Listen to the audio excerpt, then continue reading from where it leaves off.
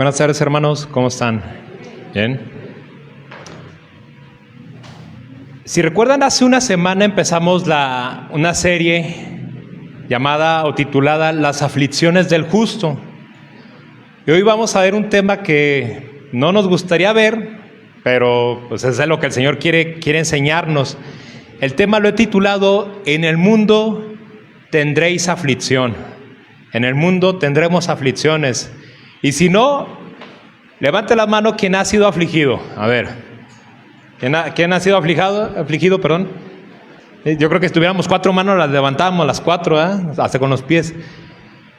Pues vamos a ver qué es lo que nos dice la palabra de Dios en esta tarde ya. En el mundo tendremos aflicción. Fíjense, hermanos, que la aflicción en la Biblia se refiere, la palabra aflicción o el término aflicción, se refiere a periodos de sufrimiento físico. O sea, aflicción igual a sufrimiento físico. Pero también puede ser sufrimiento emocional. Las emociones ahí nos hacen sufrir. O, y es más profundo, un sufrimiento espiritual. Entonces, abarca 3 áreas la aflicción. Sufrimiento físico, o sea, de que le pegan, le duele y usted se cayó, es sufrimiento, o ese es algo físico, ¿verdad? Entonces, ese puede ser un sufrimiento físico. Un sufrimiento emocional, que usted se siente estresado, agobiado, cansado, todo eso son emociones, con temeroso, todo eso es un sufrimiento emocional. Y sufrimiento espiritual es todavía algo más profundo, algo que está en lo interno, en el espíritu. Entonces, la aflicción se refiere a esas 3 áreas. En la Biblia habla de estas 3 áreas, los sufrimientos físicos, emocionales o espirituales, que los individuos, las personas experimentamos. No se presenta, fíjense, y hay algo que hay que aclarar, no se presenta la aflicción como un castigo arbitrario. O sea, no es como, pues pasa un castigo y a ver a quién le cae.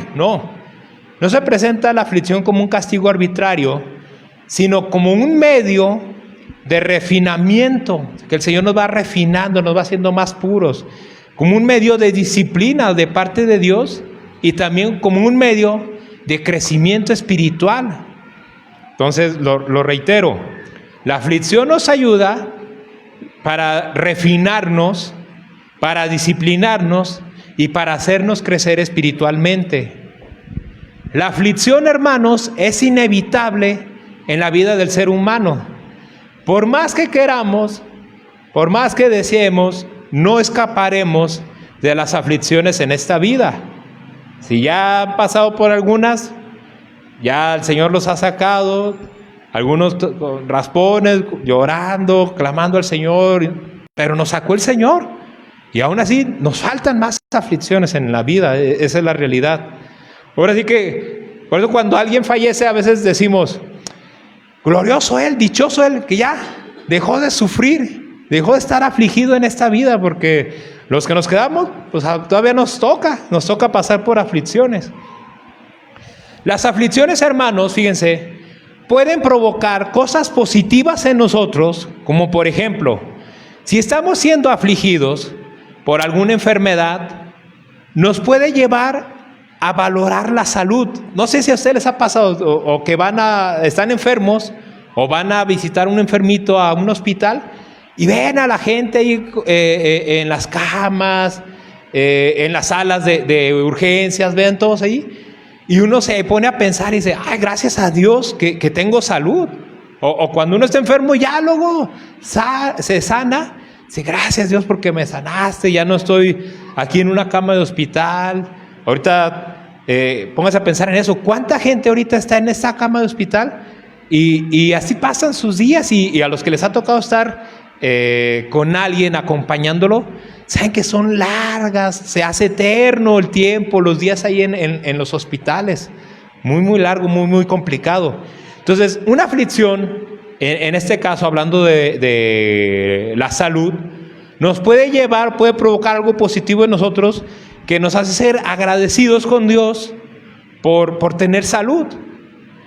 Nos puede llevar a valorar el tiempo con nuestra familia. Eso también.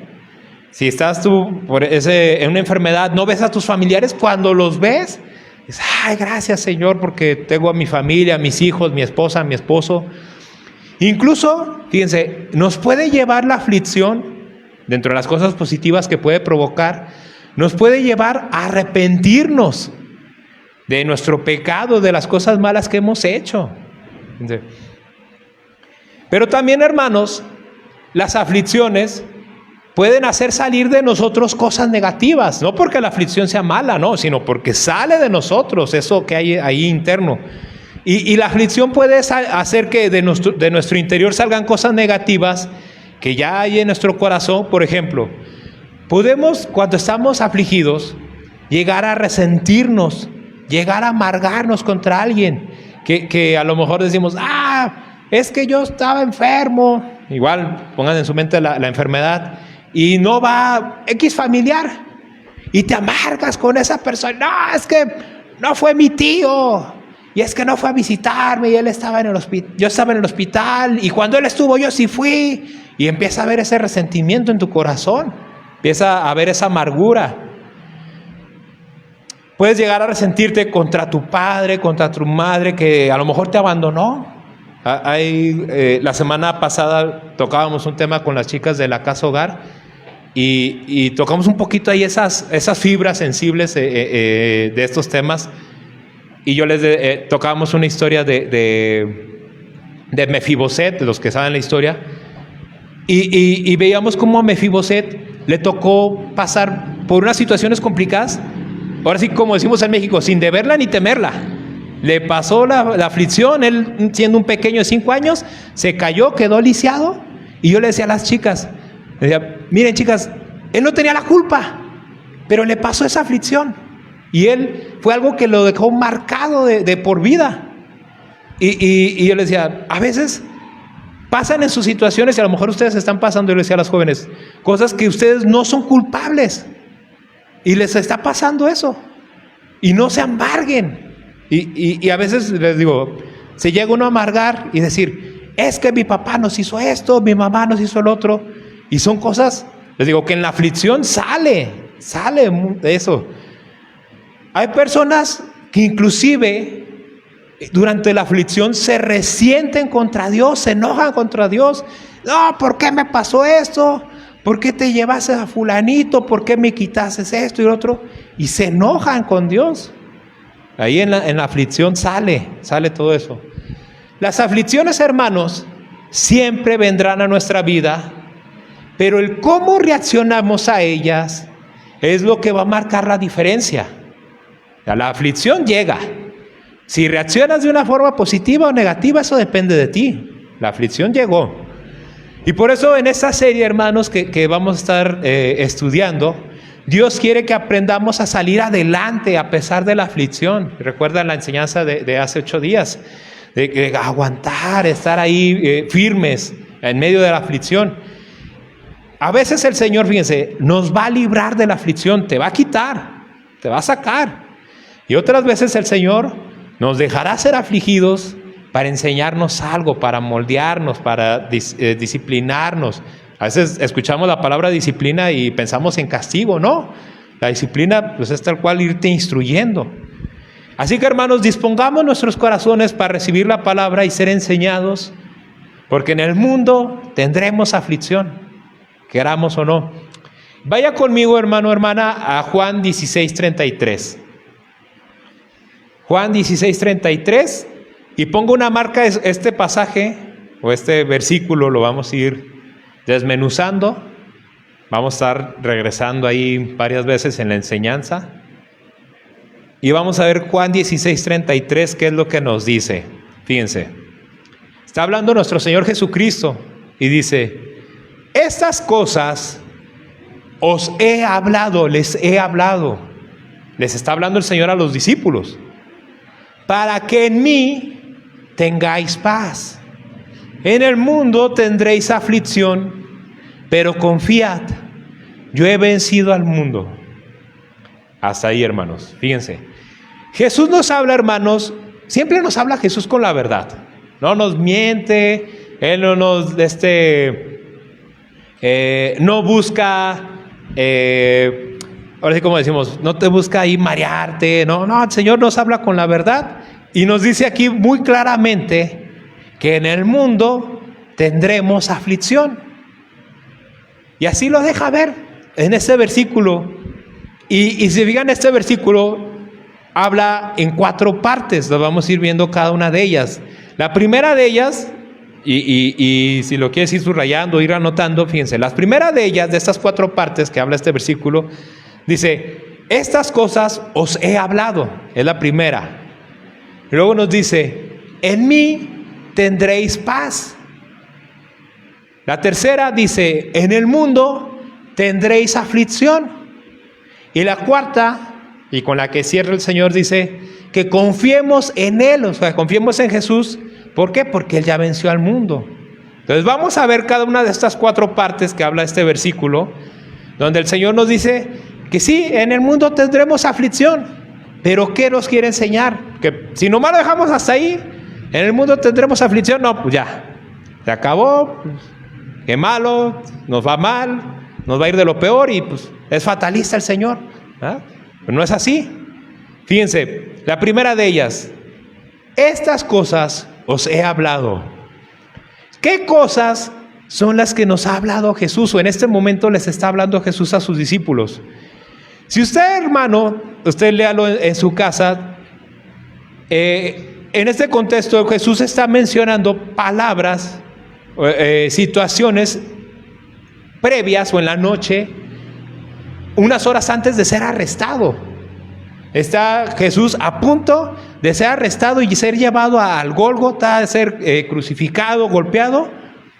Y fíjense cómo Jesús, sabiendo todo lo que venía, les advierte primero a sus discípulos y les dice, ustedes van a ser afligidos también, van a recibir aflicción.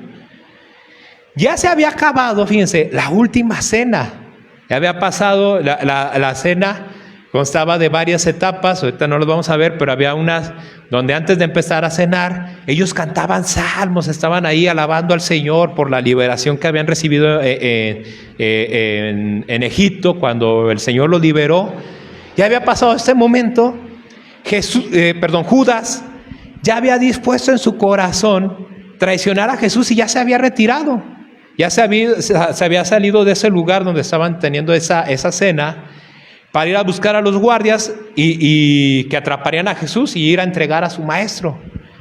Y en Juan 13:31 podemos ver cómo Jesús da uno de sus discursos más hermosos. Desde Juan 13 empieza Jesús a hablar. Usted léalo, a mí me gusta mucho leer estos pasajes de Jesús, porque Jesús habla de una forma muy hermosa. Se le conoce como su discurso de despedida a sus discípulos antes de ir a la cruz.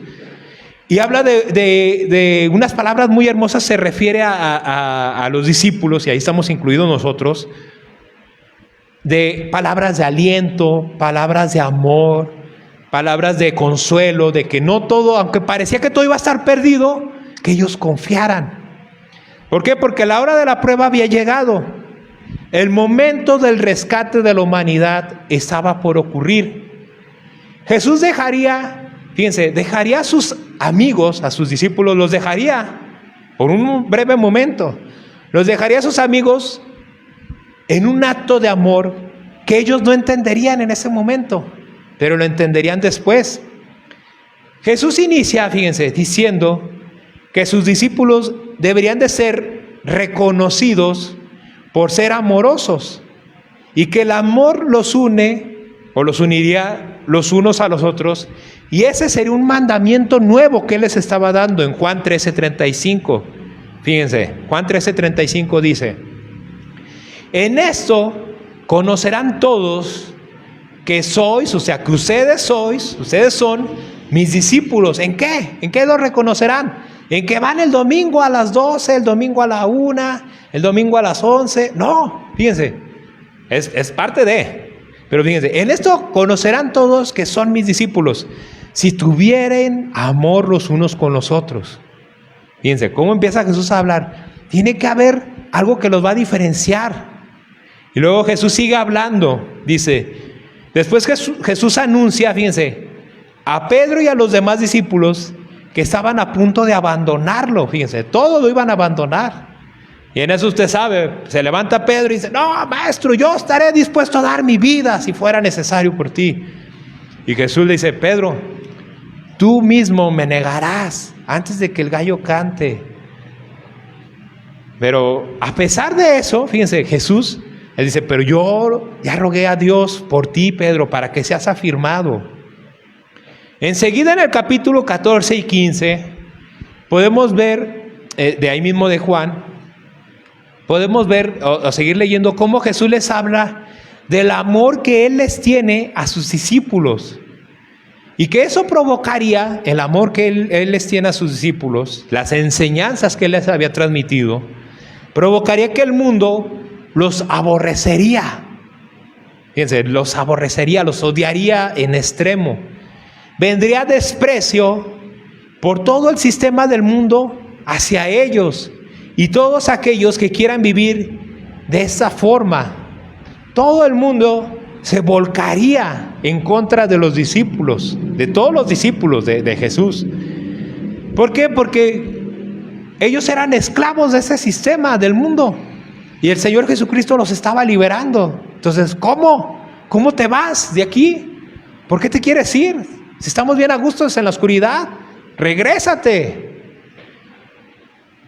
Entonces los discípulos serían atacados y serían aborrecidos.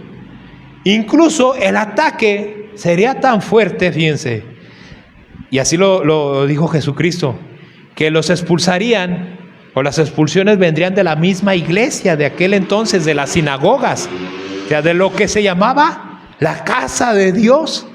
Expulsaría o atacaría a los discípulos de Dios. Fíjense qué incongruencia. El ataque vendría de ahí mismo, de aquellos se supondría que tendrían la oportunidad de refugiarse del mundo, del pecado. Se supondría que allí tendrían que estar las personas que más aman a Dios. E irónicamente de ahí vendría el ataque hacia los discípulos. Todo esto pasaría, ¿por qué? Porque ellos habían decidido amar a Cristo. Porque el mundo estaba metido hasta en la misma iglesia y no podían soportar la enseñanza de Jesús. Increíble. La iglesia en aquel entonces, muchos no pudieron soportar la enseñanza de Jesús. Todas estas cosas, hermanos, son las que Jesús les estaba advirtiendo a sus discípulos unas horas antes de que Él mismo iría a dar su vida por la salvación de la humanidad. Y entonces estas cosas son las que dice Jesús, estas cosas os he hablado. Es la señal de advertencia que Jesús les estaba dando. Y fíjense, notemos cómo Jesús no les dijo a sus discípulos, no se apuren, no les pasará nada, sino que más bien estaba alertando a sus discípulos para que cuando estas aflicciones llegaran, cuando estas aflicciones vinieran, no los tomaran por sorpresa. ¿Y qué pasará? Ellos se terminaran amargando en su corazón, terminaran desertando y dejando al Señor. No, el Señor los previno, igual que nos previene a nosotros. Si no, para eso es esta serie, para que el Señor nos va previniendo, nos va alertando, va a venir aflicciones y el Señor nos va preparando. Fíjense, yo me acuerdo, no sé si ya lo había comentado una vez, pero nosotros una vez estábamos en casa de oración, me acuerdo bien que era un sábado. Mi mamá tenía poco de que se había convertido y estábamos en la alabanza y todo, y ya ven que a veces hay momentos en los que el Espíritu Santo empieza a ministrar y están ahí regalando un cántico nuevo, la gente adorando al Señor. Y yo recuerdo bien que había una señora atrás, estaba mi mamá así y yo acá, y estaba atrás una señora, y a mí me quedó sorprendido ya después cuando pues se nos reveló todo, pero yo veía a la señora, estaba orando y le decía, así imponiéndole las manos a mi mamá, cuando no era momento pues de imponer las manos, y le decía, Señor, protégela, yo sé que va a pasar ahorita por un momento de aflicción, va a ser muy fuerte, pero que ella esté firme, y estaba orando. Y yo empezaba a escuchar, y volteaba y yo decía, ay, a mi mamá, ay, Señor, pues ¿qué le va a pasar? ¿Verdad? Pues uno se queda, y se acabó, y se acabó la alabanza, y la señora abraza a mi mamá y le dice, Usted firme, hermano, usted firme, el Señor la va a fortalecer y que esto y que el otro. Y mi mamá se queda así como, ay, se acabó, hubo la predicación y todo. Cuando llegamos a la casa, pues mi padrastro, la pareja de mi papá, de mi mamá, perdón, se fue. Mientras nosotros estábamos allá en la iglesia, él decidió irse, vámonos. Se llevó todas sus cosas, se llevó cosas de mi mamá, hizo un saqueo ahí en la casa. Dejó, hagan de cuenta que la casa que se hubieran metido a robar, todo tirado, todo. Entonces cuando abrimos, ay, ¿qué pasó? Ya nomás una cartita ahí de, pues ya me fui. Ahí te ves con el niño, ahí lo cuidas, vámonos. Entonces nos quedamos así. Y a mí me sorprendió porque mi mamá, ella dijo, esto era lo que el Señor me estaba advirtiendo por medio de la hermana. Y yo veía a mi mamá, sí lloró, se afligió y todo, pero el Señor la preparó. Fíjense. Y es sorprendente, les digo, y eso es lo que el Señor quiere hacer con nosotros, nos quiere ir preparando por medio de su palabra. Y también el Señor derrama dones en todos nosotros, hermanos, y el Señor puede hablar también por medio de algún otro hermano. ¿Para qué? Para irnos preparando. Así que, como les dije al principio, no quisiéramos ser afligidos. Nadie. Yo no conozco a alguien que a mí me encanta ser afligido. No, es la realidad, no. Pero el Señor nos prepara, nos fortalece y también por medio de la iglesia nos consuela. Entonces, también eso es lo que el Señor nos quiere ir enseñando. Entonces, Jesús estaba alertando, estaba preparando a sus discípulos. ¿Por qué? Porque vendrían las horas de prueba, vendrían situaciones complicadas. Lo que les decía, no les estaba diciendo, no va a pasar nada, ustedes tranquilos, yo voy a entregar mi vida, pero ustedes tranquilos, no va a pasar nada con ustedes. No, los está alertando. Los discípulos comenzarían a ser afligidos por creer en Jesús. Los ataques vendrían a sus vidas. La aflicción por los ataques vendría inclusive de las personas que más amaban en ocasiones por sus mismos familiares.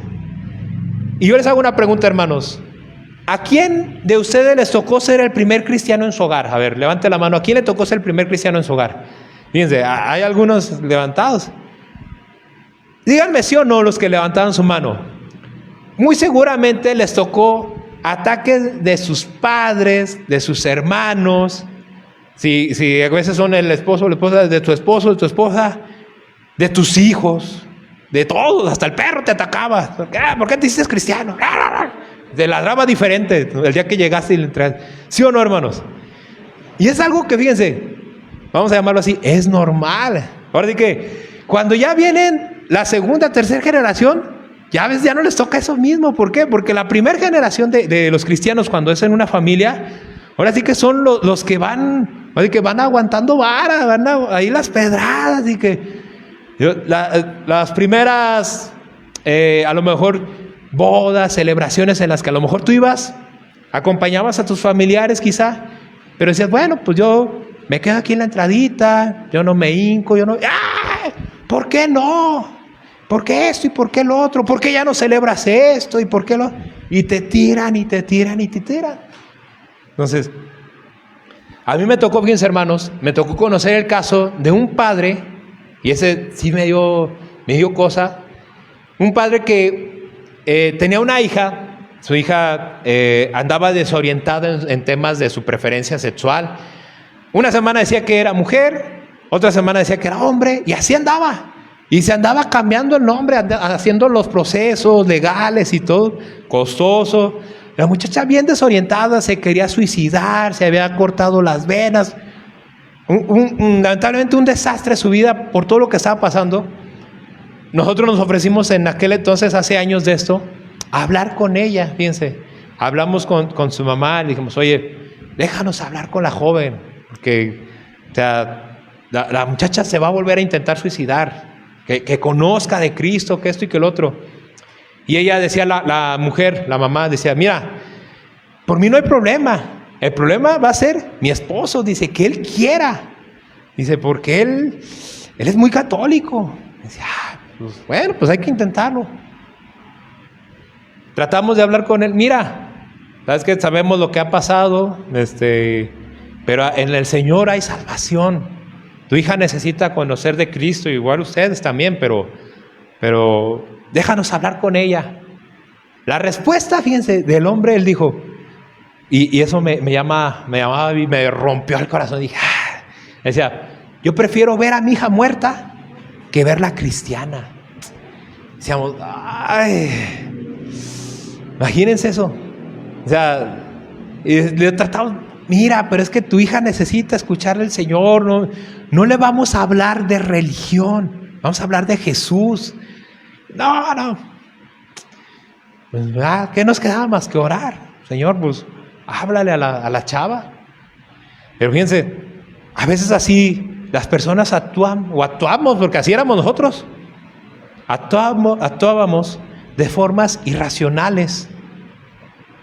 Nuestros jóvenes hermanos sufren muchas veces ataques en la escuela por creer en Cristo. Fíjense, allá los ven todos, ahí está bien a gusto, ahí escuchando, recibiendo.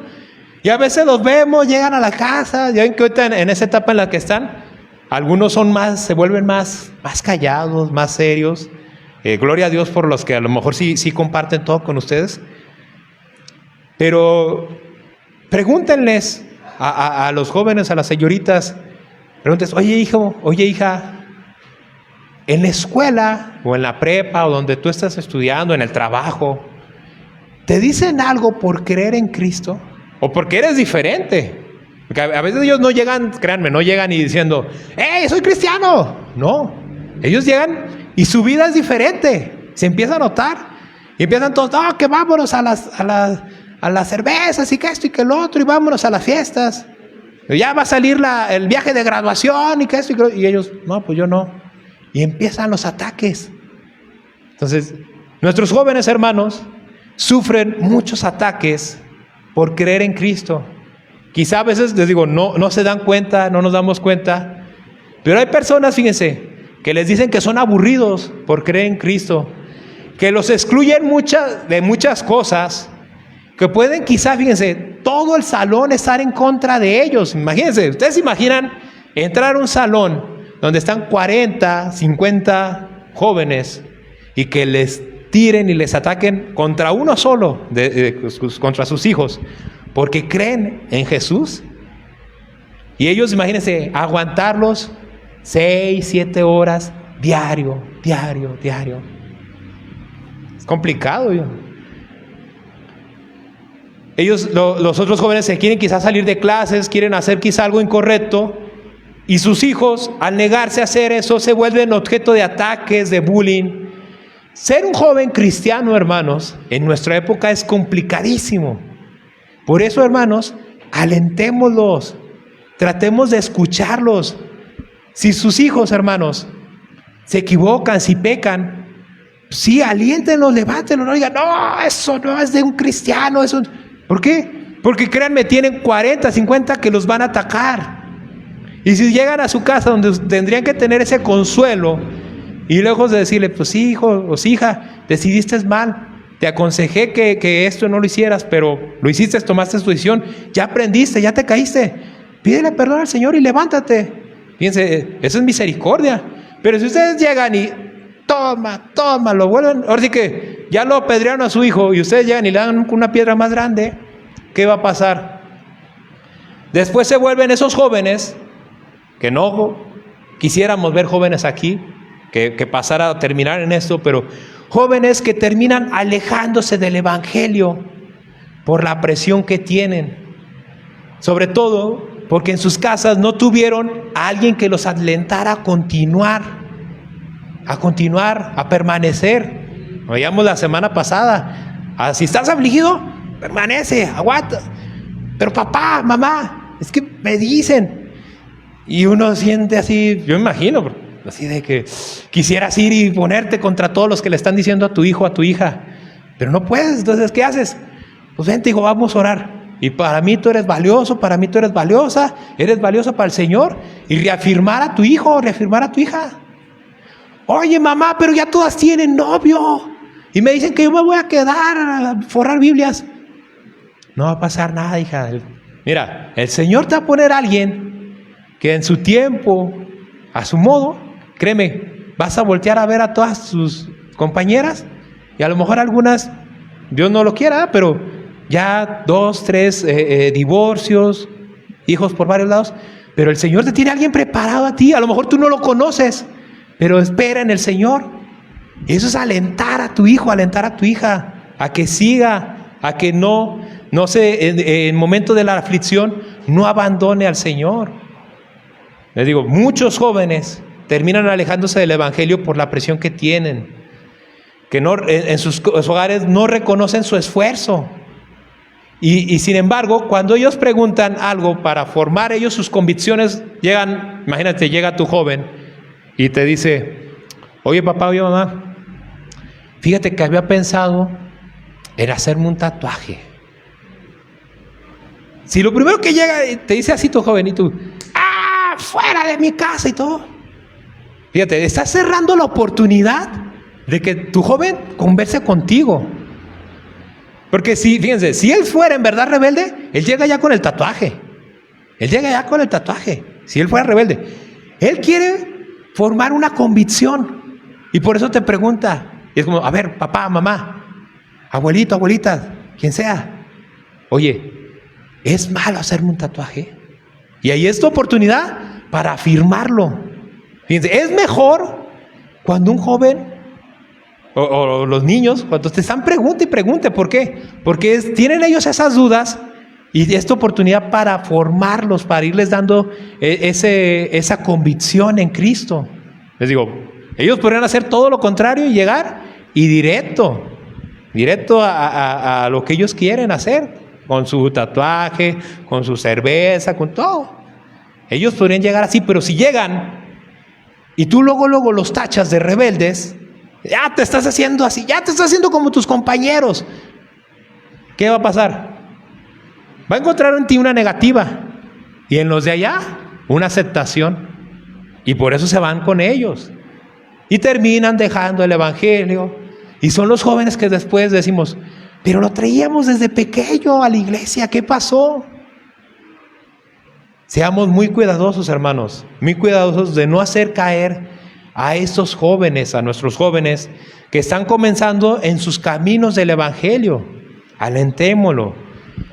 Fíjense lo que nos dijo el Señor Jesús en Mateo 18:6. Dice, cualquiera que haga tropezar a algunos de estos pequeños que creen en mí, y ahí están nuestros jóvenes, los recién convertidos, que no solamente son pequeños de edad, está hablando pequeños espirituales. Cualquiera que haga tropezar a alguno de estos pequeños que creen en mí, mejor le fuera que le colgase al cuello una piedra de molino de asno, una piedrota, hermanos, y se le hundiese en lo profundo del mar. ¿Cuándo se levanta alguien con una piedra así? Nunca. Y dice Jesús, más le valdría a alguien hacer eso a que hiciera tropezar a alguno de los que están iniciando su camino en mí.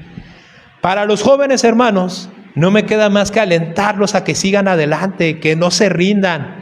En el mundo van a tener aflicción, sí, tendrán ataques los jóvenes. Y ya lo había mencionado el Señor Jesucristo. Pero Él estará con nosotros, estará con los jóvenes a pesar de todo eso. Vuelve conmigo a Juan 16:3. Vamos a ver la segunda parte. Ya vimos la primera, que nos dice, estas cosas os he hablado. O sea, ya todo lo que el Señor nos habría prealertado, nos había anticipado. Dice la segunda parte, para que en mí tengáis paz. Jesús nos advierte, fíjense hermanos, que las aflicciones vendrían a la vida de sus creyentes. Y la finalidad de estas aflicciones, de esta advertencia, es darnos paz. O sea, nos advierte ¿para qué? Para que tú y yo tengamos paz. Jesús es nombrado en las Escrituras como el príncipe de paz, ¿recuerdan? Él dice la Escritura, antes de su nacimiento, dice que Él es el príncipe de paz. Pero vean lo que dice en Mateo 10:34. Son palabras del mismo Jesús. El príncipe de paz, vean lo que nos dice en Mateo 10:34. Está diciendo, en mí tendrás paz. Y vean, Mateo 10:34 dice, no piensen que he venido para traer paz a la tierra. No he venido para traer paz, sino espada. A ver. ¿cómo está esto? El príncipe de paz, nuestro Señor Jesucristo, pero luego aquí dice, no piensen, no crean que he venido a traer paz a la tierra. No he venido a traer paz sino espada. A ver, entonces, ¿cómo está eso? Porque parece que la Biblia se contradice, ¿verdad? Pero no es así. ¿Qué está pasando aquí? Porque Jesús dice que viene a traer paz, Él es el príncipe de paz, pero luego dice que no vino a traer paz, sino vino a traer espada. O sea, vino a traer guerra, a traer lucha. Para poder entender qué es lo que nuestro Señor Jesús está hablando, primero debemos de entender qué es la paz, que si no, nos vamos a perder aquí. El mundo, fíjense, el mundo dice que la paz es la ausencia de guerras. Usted escucha y dice, dos naciones pactaron la paz, o sea, ya no hay guerra entre ellos. Entonces, el mundo entiende la paz como la ausencia de guerra, la ausencia de conflicto. La paz en el mundo se entiende como un estado en donde las personas pueden hacer en libertad lo que quieren. El joven que quiera andar de rebelde le puede decir a sus padres, déjenme en paz. Dice, no me molesten, déjenme en paz. Fíjense, ¿cómo el mundo ve eso? Él quiere andar de rebelde. Sus padres le quieren poner un límite y él dice, déjenme en paz. Dando a entender que lo dejen libre. Así lo ve el mundo. Dicen, déjenlo en paz, déjenlo libre. No se metan en su vida. Esa es la paz que el mundo, o la imagen de paz que el mundo tiene. Pero la Biblia nos habla de una paz más allá de un simple hecho de no hacer nada, o más allá de una ausencia de conflicto. Fíjense, la palabra paz proviene del hebreo shalom. La hemos escuchado, la hemos estudiado en otras partes, en otras enseñanzas. Viene del hebreo shalom. Y también en el griego es la palabra eirene. Son dos palabras, en hebreo shalom, en griego eirene. Ambas palabras tienen un significado similar, prácticamente es el mismo. Y es fíjense, la palabra shalom o eirene significa un estado de bendición de Dios hacia esa persona. Es lograr que esa persona sea beneficiada, bendita, sea provista de la bendición de Dios. Entonces, los judíos cuando ellos saludan, parte de su saludo entre ellos es shalom. Es como cuando usted y yo nos vemos aquí en la calle y decimos hola o buenos días. Ellos es más común shalom. Entonces ellos no solamente están diciendo paz, no solamente están diciendo deseo que no tengas guerra, deseo que no tengas conflicto, no. Cuando ellos dicen shalom, significa deseo que la bendición de Dios esté sobre tu vida. Fíjense, va más allá. No es solamente, no deseo que estés sin nada, sin conflicto, no. Más allá, más profundo es, deseo que el Señor te bendiga. Fíjense, qué hermoso esta palabra, este saludo entre los judíos, shalom. Entonces, cuando Jesús dijo que Él no vino a traer paz, sino a traer espada, se refería a la paz humana. O sea, Él dice, yo no vengo a traer la paz humana, la paz en la cual hay ausencia de conflictos, sino que Él dijo que Él vendría a traer la espada ¿de qué? De su evangelio. Dijo, yo no vine a traer la paz humana, yo vine a traer la espada del evangelio. Y ese evangelio, fíjense, que llega y llega a lo profundo de nuestras vidas al mostrarnos nuestra realidad. La paz que Jesús vino a establecer era la paz de Dios con la humanidad. Vino a reconciliarnos con el Padre. Esa reconciliación que se logró con su muerte. Y ahora la paz de Dios y la humanidad es capaz, o sea, es viable, se logra gracias a lo que Jesús hizo. Por eso es el príncipe de paz. Entonces, Él vino a traer la espada del evangelio, porque solamente por medio de esa espada podría venir la verdadera paz, el verdadero shalom, la verdadera bendición de Dios hacia la humanidad. Si no venía esa espada, si no venía el evangelio, solo era paz humana. Pero llegó el evangelio, llegó esa espada, y entonces ahora sí llegó el shalom, llegó la bendición.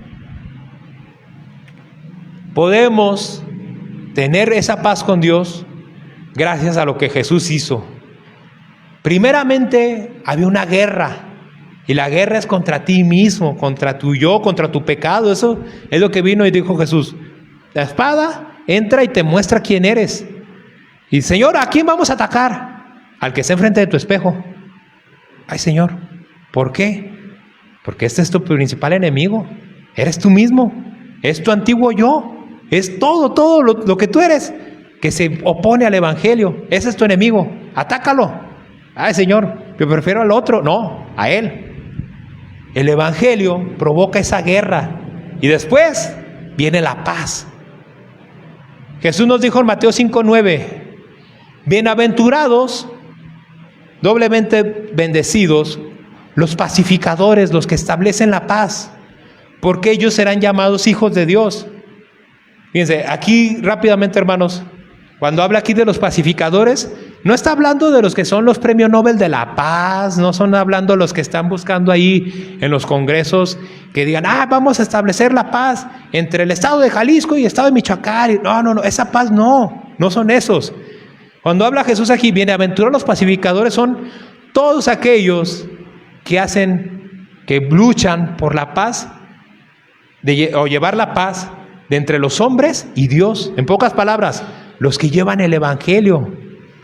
Y ahí no son, hermanos, podemos pensar, los que se titularon, los que llevan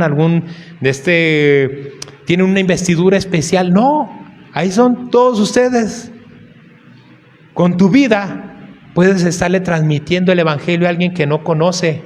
Puedes tú llevar a alguien a los pies de Cristo. Y entonces tú vas a ser alguien que va a ser pacificador. ¿Por qué? Porque hiciste que esa persona la llevaste ahí y le dijiste, mira, este es el que te puede establecer la paz. Yo no, Él se llama Jesús, te lo presento.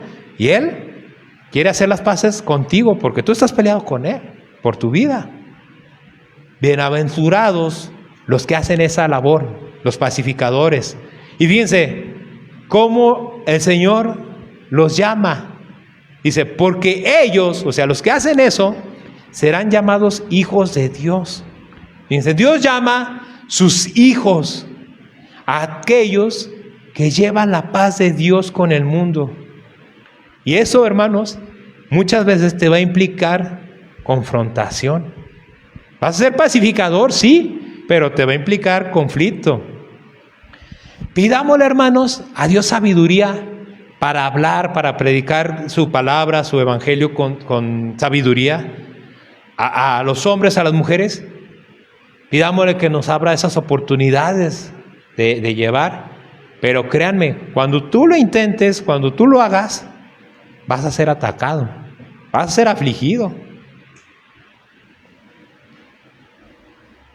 Pidámosle al Señor mucha sabiduría para predicarle a la gente esa palabra que los confronte, que los lleve a Cristo. Pero también seamos misericordiosos. No solamente llegamos, pecador. Fíjense, mi mamá me contaba un video, no lo he visto en internet, pero me decía ya, que había un hombre, no sé si era aquí en México, no saben dónde, se metió en una iglesia católica. Y él empezó, y se agarró y va tumbando los santos, y que lo querían agarrar ahí la gente, y va tumbando, y no, pues de repente, pues, fue notorio y se le empiezan a balanzar y lo agarran, pues se lo llevan detenido. Y ya cuando lo llevan al hombre detenido le empieza a decir, no, es que bola de idólatras y que esto y que el otro. La pregunta es, no estamos diciendo que las imágenes eran buenas ni nada de eso, pero la pregunta es, ¿ustedes creen que al hacer eso ya se acabó la idolatría? No. Podemos ir, no lo hagamos, aclaro, pero podemos ir y tumbar todos los santitos y vamos allá al Cerro del Tesoro y vamos al Santuario de los Mártires y podemos quebrar mil cosas, hermanos. Y la idolatría va a seguir ahí. Entonces, ¿qué tenemos que hacer? Llegar al corazón con la palabra del Señor. Llegar y predicarles. Y tú llegas y le estás ahí a tu abuelito, a tu abuelita, y abuelito, otra vez con tu virgencita, y se la tiras. Tu abuelito va a seguir así, va a seguir idólatra, va a seguir adorando la imagen, se va a comprar otra, o te va a hacer que se la compres, Porque ¿para qué se la tiraste? Ay, así no, hermanos. Por eso pidámosle sabiduría al Señor. Señor, dame sabiduría. ¿Cómo le predico a mi abuelito que tiene 85 años? Y él toda su vida ha sido. ¿Cómo, Señor? Ayúdame.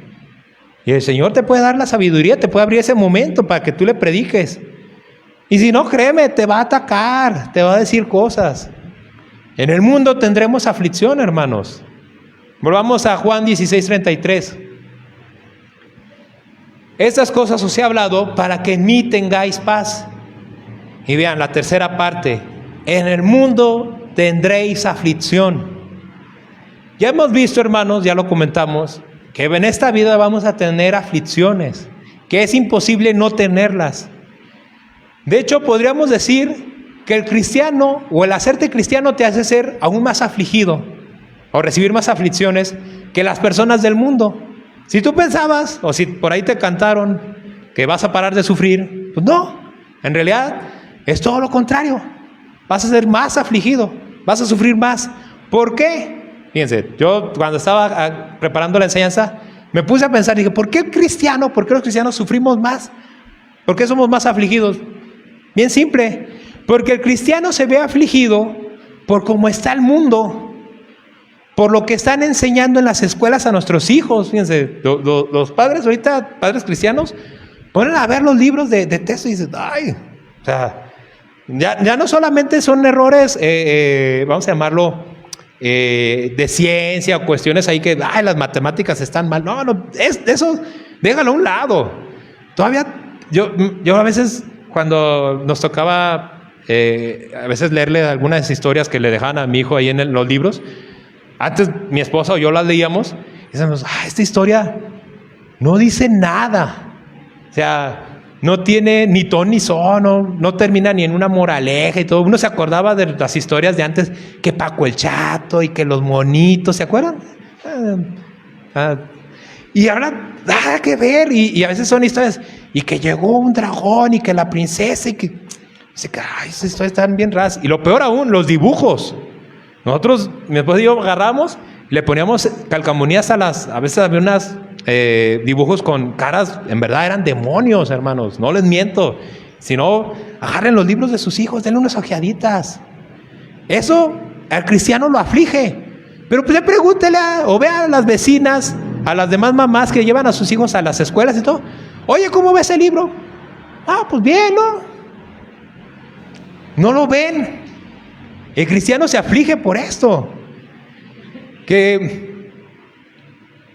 ya a los hijos, fíjense, ya no los están preparando para ser personas pensantes, sino que hay mucho material que no busca desarrollar a los hijos en habilidades y razonamiento crítico.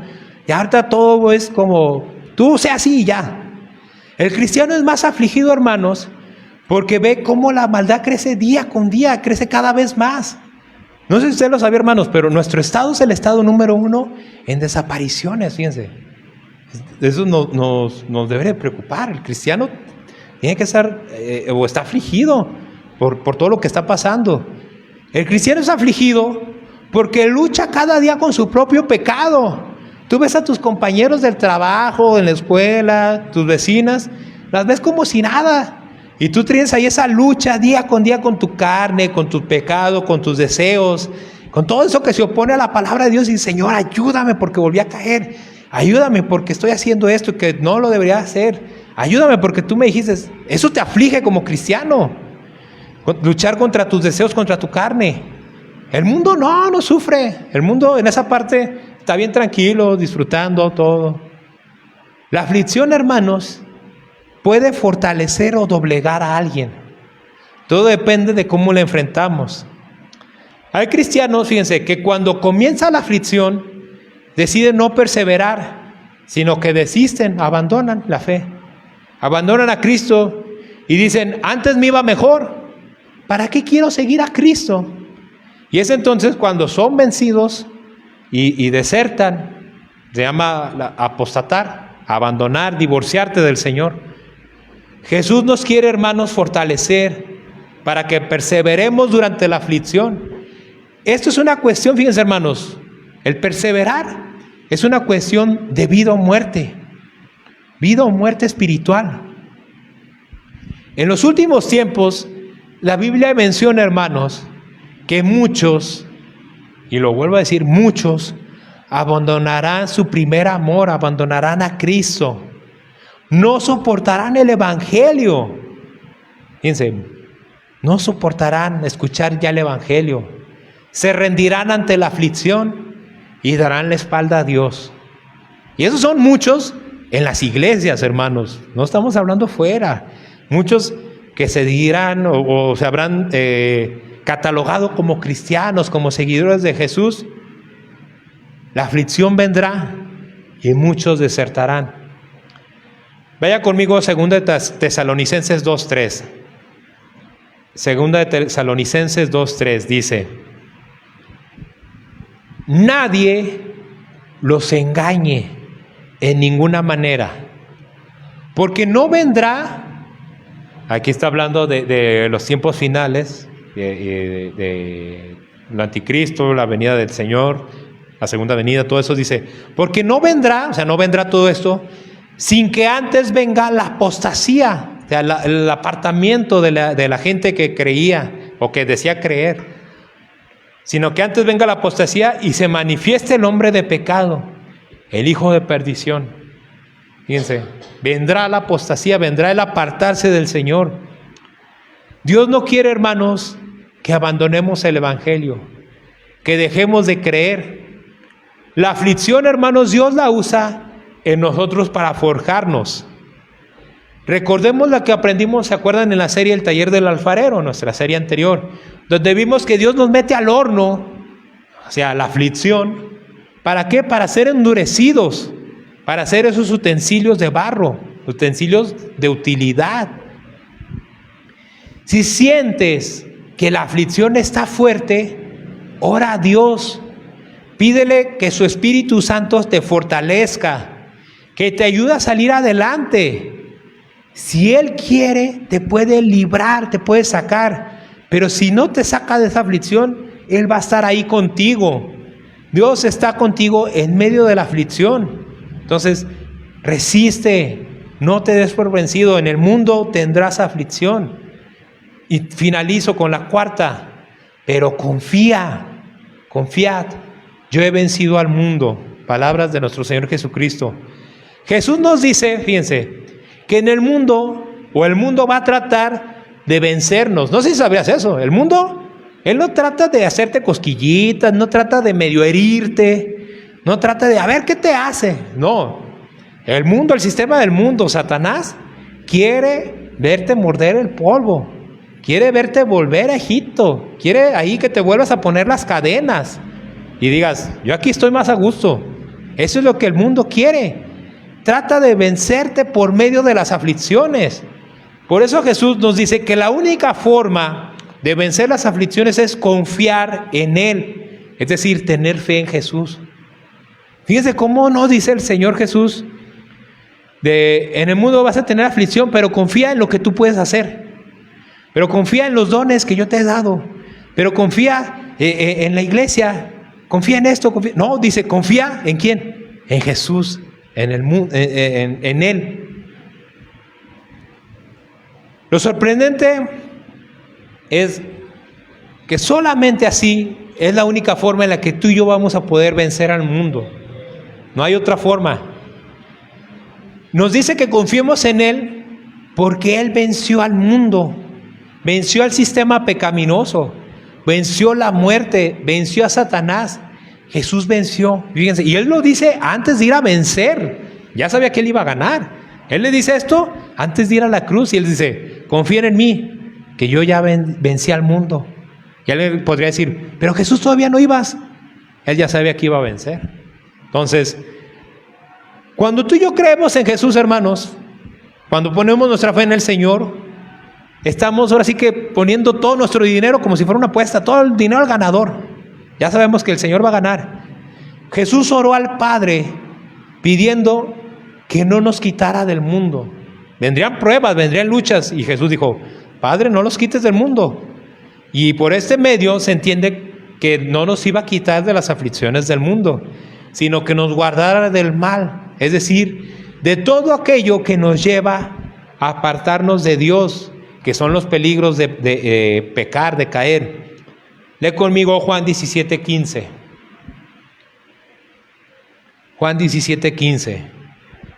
Vean parte de la oración de Jesús antes de ir a la cruz. Está orando Jesús y le dice al Padre: no ruego que los quites del mundo. O sea, ¿quiénes? A nosotros. O sea, no los quites del mundo, Señor, sino que los guardes del mal. O sea, van a estar ahí en el mundo. Necesitan estar en el mundo. Necesitan ser esas lumbreras en medio de la oscuridad. Por eso ahí tienen que estar. Pero los vas a guardar tú, Padre. Los vas a guardar. Todos queremos ganar, hermanos. Nadie nos gusta perder. Por eso lo más sensato que podemos hacer es confiar en Jesús, poner nuestra fe en Jesús, porque Jesús siempre gana. Confiar en Él es tener la victoria asegurada. Jesús a veces no va a quitarte a tus vecinos que te atacan, no los va a quitar. Al contrario, te van a empezar a atacar más por ser cristiano. No va a parar quizás los ataques de tus familiares que te lanzan por creer en Jesús. Y Señor, pero es que ya mi tío, ya que me suelte mi tío. Y tu tío te va a seguir atacando. O tu hermano, tu hermana, tu mamá, tu papá. No va a quitarte del medio de las aflicciones, pero sí te va a guardar en ese momento de aflicción. Y finalizo, hermanos, con tu testimonio, con el testimonio que tú y yo podemos dar en medio de la aflicción. Este puede ser un medio por el cual hacer que la gente crea en Jesús. Tu testimonio puede provocar que más personas crean en Él, se sumen al Evangelio. Con tu testimonio en la aflicción puedes ganar almas para Cristo. Por eso les decía, ¿quiénes fueron los primeros que les tocó? Y a lo mejor les tocó aguantar los ataques. Aguantaron, permanecieron fieles, firmes. Y llegó un momento en el que alguien más se les unió. Y ya no fueron ustedes solos. Ya eran 2, ya eran 3. Y fueron, y seguían ataques. Pero a lo mejor la familia cristiana, la familia de la fe, fue creciendo. Entonces, aguanta. Termino con una historia, hermanos. Esta historia es una historia que se conoce como los 40 mártires de Sebaste. No sé si alguien la había escuchado. Dice así, es una historia verdadera, dice: era una fría noche en el campamento de Sebaste. 40 jóvenes de unos 20 años, pertenecientes a la Legión Doceava, conocida como Fulminata, tras haber sido fieles a su fe en Cristo, fueron condenados por el emperador Licinio a morir por congelación, morir congelados, fíjense. A pesar de esto, estos 40 soldados, jóvenes todos, afirmaron que ningún tormento les apartaría de su fe en Cristo. O sea, ninguno. El entonces emperador Licinio mandó publicar un decreto en el que se publicaba que todo aquel que no renegara de su religión y que dejara su religión, sus creencias, y pasara a adorar a los ídolos de la ciudad, quien no lo hiciera sería condenado a muerte. En ese momento 40 soldados de esta legión se manifestaron delante del gobernador y declararon que ellos no estaban dispuestos a abandonar su fe en Cristo. El gobernador no podía creer lo que estaba escuchando. Les explicó sus intenciones, les dijo: a ver, creo que ustedes no me están entendiendo. Si ustedes no adoran a esos dioses, van a morir congelados. ¿Quieren eso? ¿Están dispuestos a sufrir esos tormentos? Y en cambio, si ustedes adoran a mis dioses, los vamos a recibir con grandes premios. Esto no hizo cambiar de opinión a los valientes soldados, que aceptaron con gran coraje el cumplimiento de cualquier tipo de castigo al que el gobernador les sometiera. Decían: gobernador, haga usted lo que usted quiera, no lo vamos a hacer. No vamos a negar a Jesús. Los 40 valientes fueron llevados a un oscuro calabozo, donde también fueron torturados. Y nada de esto les hizo cambiar de parecer. Una vez llegada la sentencia, los 40 hombres fueron condenados a morir congelados. Debían estar expuestos desnudos, fíjense, por la noche, en pleno invierno, sobre un estanque helado. Imagínense, en la noche, desnudos sobre un estanque congelado. Y ahí aguardar su fin, morir congelados. Las horas pasaban terriblemente. Ninguno de los condenados se alejaba de la explanada helada, todos estaban ahí. Entre ellos se animaban mutuamente a permanecer fieles hasta la muerte, y ellos cantaban esta oración y decían: Señor, 40 entramos en la batalla, 40 coronas te pedimos.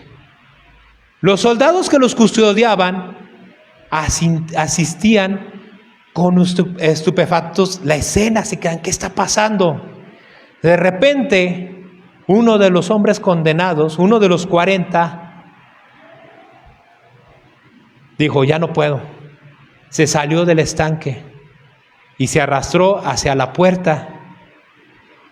Al ver esto, decían todos: desistió. Y él se salió. Su vida fue librada. Ya no eran 40, ahora eran 39. Pero al ver esto, al ver a este hombre, uno de los soldados, de los que cuidaban a estos hombres para que no se salieran, movido por lo que estos hombres estaban haciendo por su fe en Cristo, él decidió tomar su lugar y él dijo: yo me uno, yo soy el 40. Y se quitó la ropa y entró. Se proclamó como cristiano en ese momento y se tendió sobre el hielo entre los otros condenados, muriendo juntamente con sus compañeros que estaban ahí. Murieron los 40 hombres. Esto ocurrió el 9 de marzo del año 320. Fíjense, hermanos, hasta dónde puede llevar el evangelio, hasta dónde puede llevar la aflicción. Había 40 coronas para estos hombres, para estos mártires, que ellos decían: estamos dispuestos, la aflicción puede venir. Y sabemos que aunque aquí muramos congelados, allá el Señor llegaremos a las moradas eternas. Puedes estar afligido, hermano, hermana. Puedes tener ataques hacia ti por creer en Jesús. Y sobre todo puedes recibir estos ataques por vivir como Jesús ordena. Esos ataques y aflicciones pueden venir de la gente más cercana a ti, pero a pesar de todo eso, persevera. Cree en Jesús, porque Jesús ya venció. No te rindas. En el mundo tendréis aflicción, pero confía, Jesús venció al mundo. Amén. Ponte de pie, vamos a orar.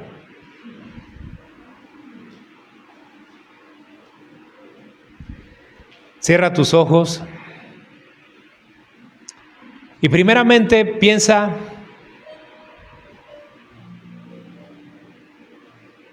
si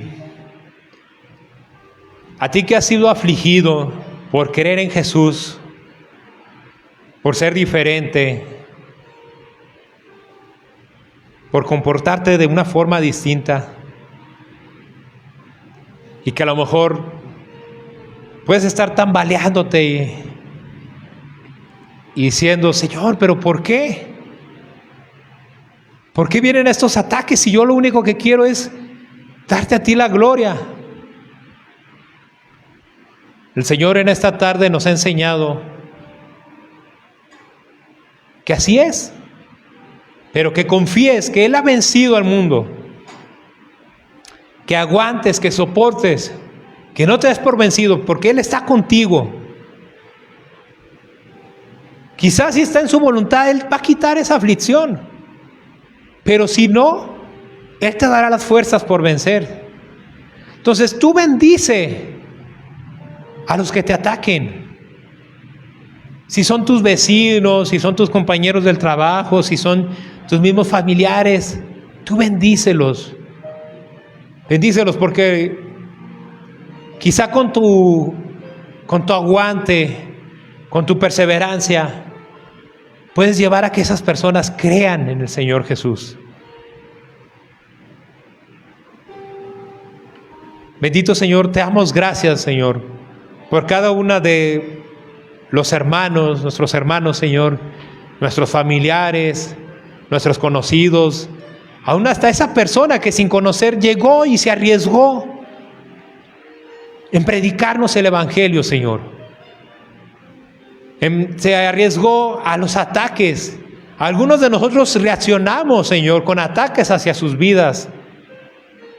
Y ellos permanecieron ahí fieles al llamado que tú les habías puesto. Fieles porque no querían vernos en el infierno. Querían que conociéramos a Jesucristo, el único que nos puede salvar. Ellos se arriesgaron a ser tachados de locos, de extremistas, de gente sin qué hacer, Señor. Tantas cosas que les dijimos, que les hicimos, Señor. Y ellos continuaron, Señor. Gracias, Señor, por sus vidas. Gracias porque también por medio de ellos, Señor, llegamos a conocer de ti, Señor. Gracias, Padre Santo. Gracias por todos ellos que se han arriesgado, Señor, que se han convertido en bienaventurados, Señor. Y también, Señor, danos esa dicha, danos esa sabiduría, Señor, para llevar tu evangelio a esas personas que lo necesitan, Señor.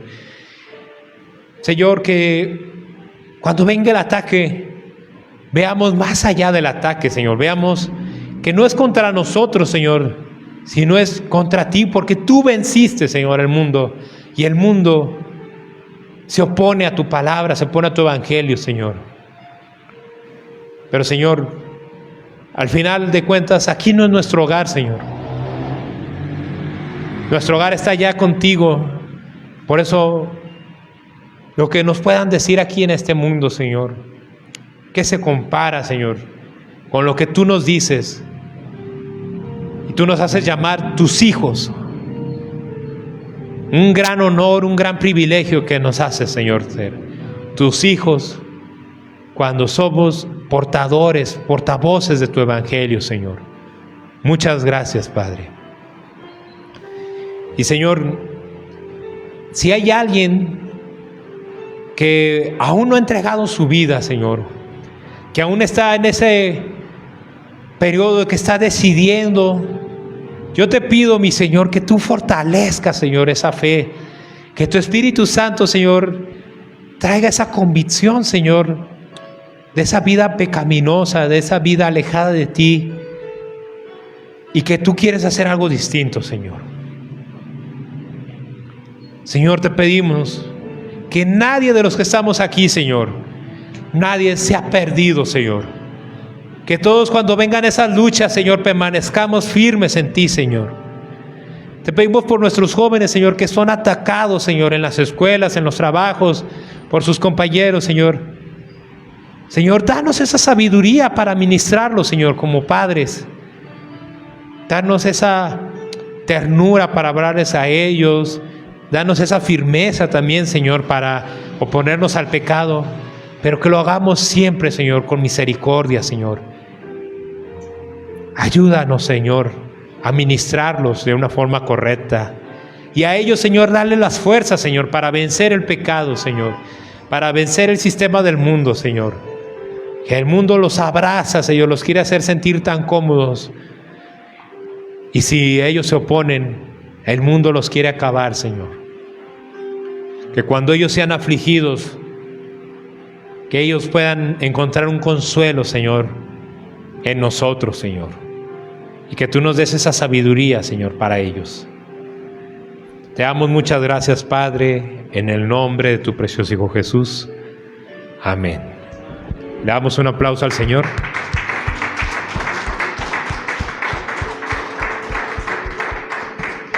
Señor les bendiga, hermanos, que puedan ir con bien a sus hogares y que tengan un bendecido inicio de semana.